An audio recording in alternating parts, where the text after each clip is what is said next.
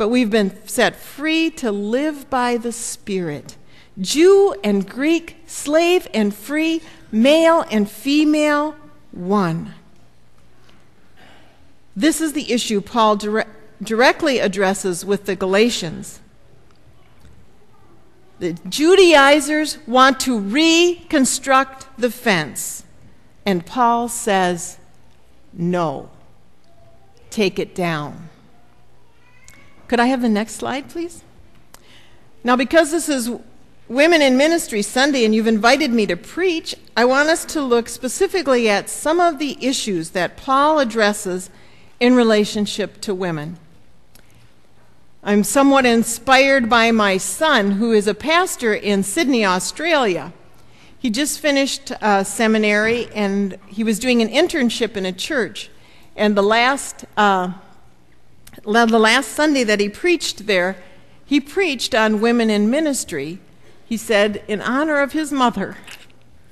And some of his scholarship has impacted what I'm teaching you today. And a book that he introduced me to is called I Suffer Not a Woman by Richard and Catherine Clark Kroger.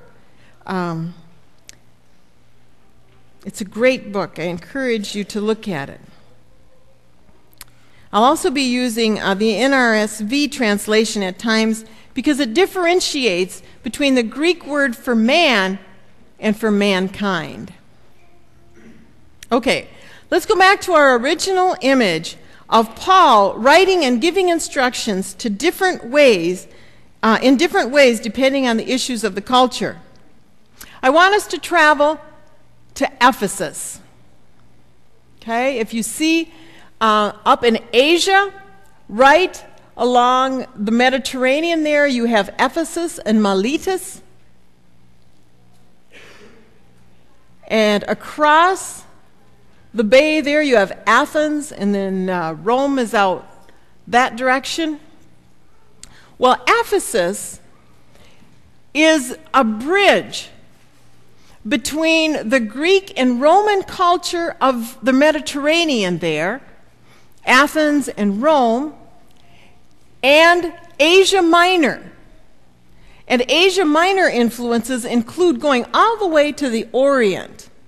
So Ephesus was a place where all of these different religions and cultures came together.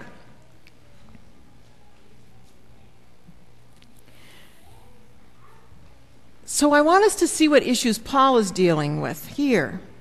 You know how we often think that the world is just getting worse and worse, and every generation is going to pot, and, well, this is a G-rated version of what was happening in Ephesus in the first century. If you recall, Paul, on his missionary journeys, went to Ephesus. He spent 3 years there at one time. Do you remember from Acts chapter 19?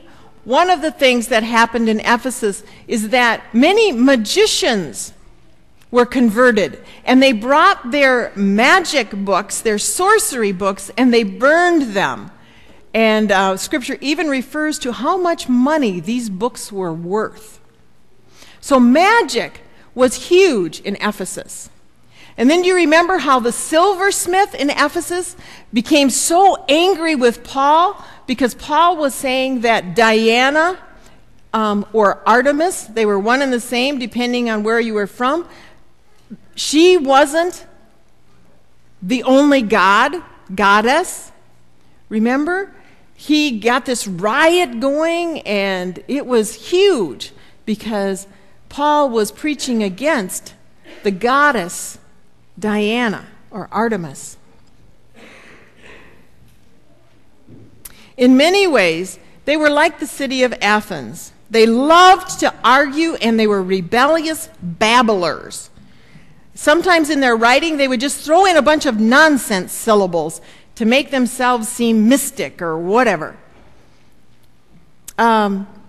And they loved talking about gods. They believed there were as many as 365 gods. And they had a ranking for all the gods.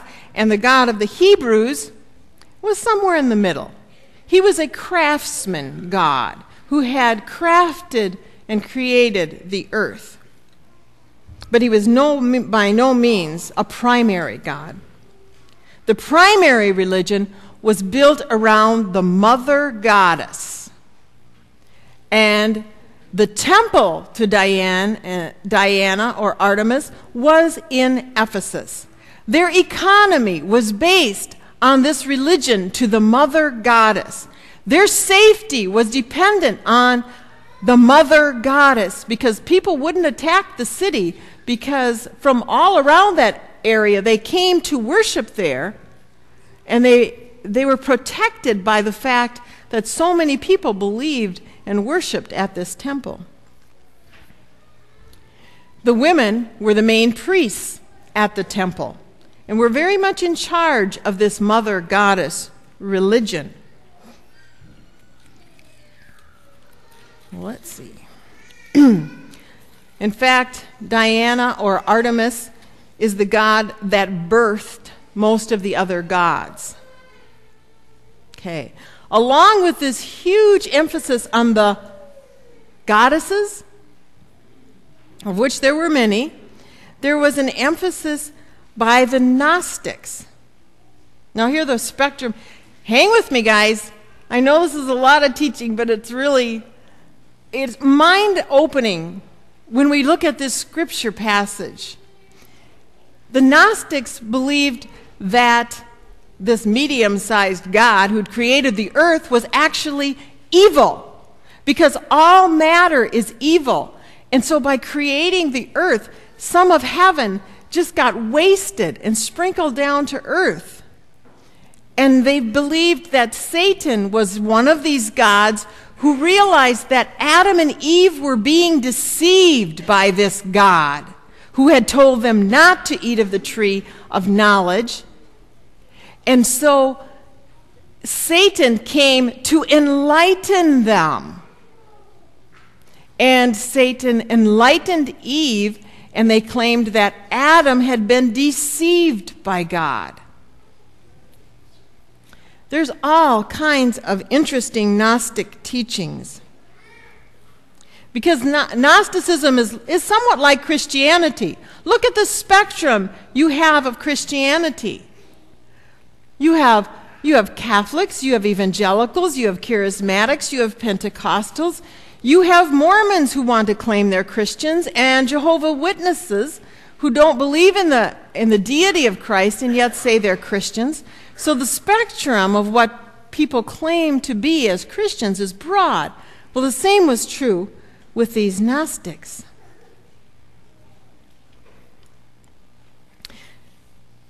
They believed that Eve pre-existed Adam and gave life to Adam.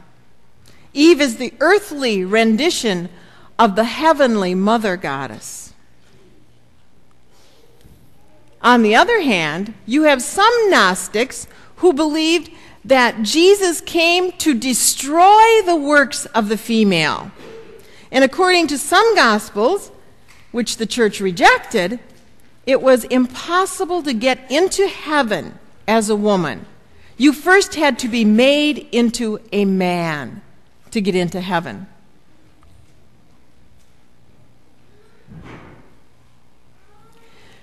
I read of someone who rode on an L train in Chicago. And on that train was a father and two small children. And the father just seemed to be totally out of it. And the children were running rampant, and they were upset, and the father was ignoring them, and these kids were bothering other people on the train, and it was very upsetting to this person that this father didn't take control of these children. And finally, somebody who was irritated said something to him about, get a handle on these kids.